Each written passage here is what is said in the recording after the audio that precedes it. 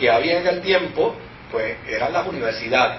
Así que se introducen clandestinamente los primeros documentos de Lutero en el 1519. Y ya en el 1520, mire qué dato interesante, se había traducido al español los comentarios de Lutero con respecto a la Carta de Gálatas. Y desde luego los que conocen la Carta de Gálatas saben que la Carta de Gálatas es una protesta fuertísima precisamente del apóstol San Pablo a aquellos que procuran servir a Dios y alcanzar la salvación a través de las obras. O sea que, desde luego, cuando Lutero empieza a trabajar con Romanos y con Gálatas, no es porque se le hacía más fácil. No, es porque llana y sencillamente lo único que te voy a pedir es que le quites el paquete porque va y después lo vende. No, a ver si se salva. Con las obras cree que se va a salvar. Entonces, fíjense qué interesante que la razón por la que Lutero comienza con Romanos, su planteamiento teológico es por su propia experiencia. Pero una vez termina con Romanos, el próximo documento con el que empieza a trabajar es con Gálatas. ¿Por qué empieza a trabajar con Gálatas? Porque Gálatas es una crítica fuertísima del apóstol San Pablo a todos aquellos que creen que la salvación adviene por medio de las obras. Y ya los que conocen el documento de Gálatas saben que Pablo estaba tan enfogonado en la carta de los Gálatas que cuando discute con los judíos o con los judaizantes que le están diciendo a los gentiles, mira, es verdad que Cristo salva, pero el circuncidarte te ayuda a la salvación. ¿Ah? Bueno, él menciona ahí el incidente, pero él tenía tanto coraje que le dijo a los cristianos de Gálatas, ojalá cuando se estén circuncidando se equivoquen y en lugar de circuncidarse se castren. Pablo estaba bien enfogonado. O sea, cuando uno lee eso, a lo mejor la gente lo lee, ¿verdad? Así de seguido y no se dan cuenta, pero cuando uno lee eso con detenimiento dice, oye, pero Pablo le estaba deseando algo feo a esta gente, ¿no? Ojalá y se castren. O sea, el coraje que, claro, y había razón, porque negar la eficacia de la gracia para sustituirla por las obras es la mayor herejía que se puede postular dentro de la fe. La salvación es por gracia. Las obras son el resultado de la gracia, pero nunca las obras sustituyen la gracia, bajo ninguna circunstancia. Ahora, claro, una vez llega ese documento que llega en alemán a España y que se traduce al español, pues ya eso empieza a despertar una sospecha. Oye, si hay gente capaz de traducir el documento alemán de Lutero, la carta de Gálatas, el comentario de Gálatas, al español, eso quiere decir que en España hay gente influyente, porque no cualquiera traducía, no cualquiera lleva un documento a la imprenta, no cualquiera sabe leer.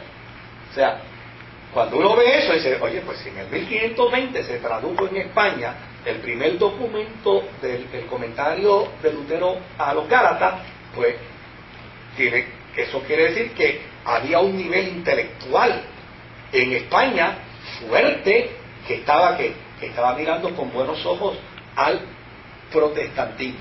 Claro, después de eso llegaron una serie de documentos más. Claro, la investigación que se hace dentro de España arroja luz, y una de las cosas que se descubre es que quienes están trayendo los documentos a España son los estudiosos, son las universidades que dicen, no, vamos a estudiar lo que este hombre está diciendo. De hecho, una de las cosas que llama mucho la atención es el hecho de que los humanistas utilizan los planteamientos de Lutero, la teología de Lutero, como punta de lanza para protestar contra el catolicismo tradicional del siglo XVI. O sea, no se hacen luteranos, pero sí los argumentos de Lutero los utilizan para afirmar el elemento humanista.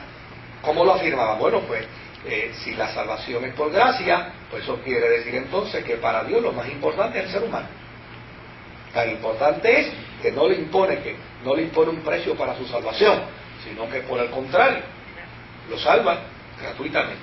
Entonces, para el humanismo es conveniente ese argumento. Así es que, a finales de la monarquía de Carlos V, ya en España, había suficientes protestantes como para encontrar protestantes en Valladolid y para encontrar protestantes en Sevilla y probablemente en otros muchos lugares más.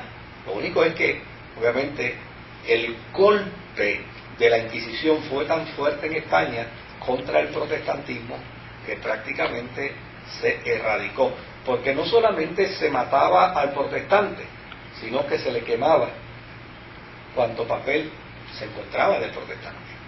Por lo tanto, no había forma de poder guardar documentos. Otra persona distinguida dentro del protestantismo español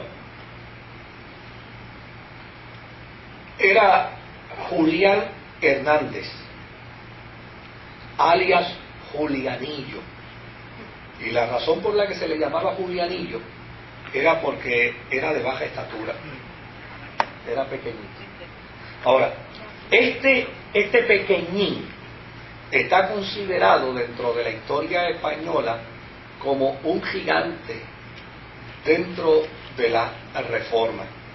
¿Por qué razón? A Julianillo lo apresó la Inquisición, porque ya sencillamente empezaron a sospechar de las posturas, de las expresiones que él decía con respecto a la Iglesia Católica y a la posición de la Iglesia Católica del siglo XVI. Y desde luego, cuando lo arrestan, lo primero que hace la Inquisición es torturarlo para sacar de él información, para ver cuántos más protestantes hay en España.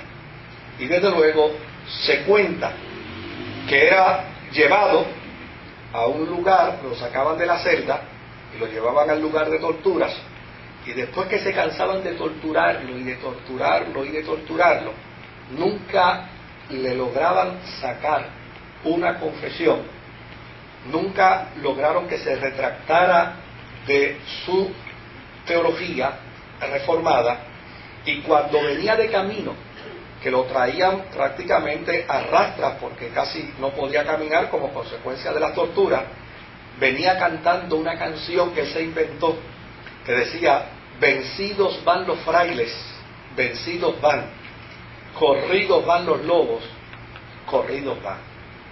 Se cuenta que en ocasiones la canción molestaba tanto que en el camino era más la pela que le daban que la que le habían dado allá.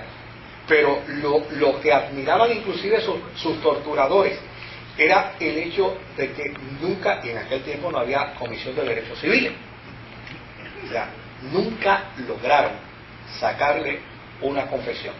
Y luego de 3 años de tortura, sin sacarle una sola confesión, es llevado entonces a la pira para ser incendiado, y allí, ante todos, gritó estas palabras: valor, camaradas, esta es la hora en que debemos mostrarnos valientes soldados de Jesucristo.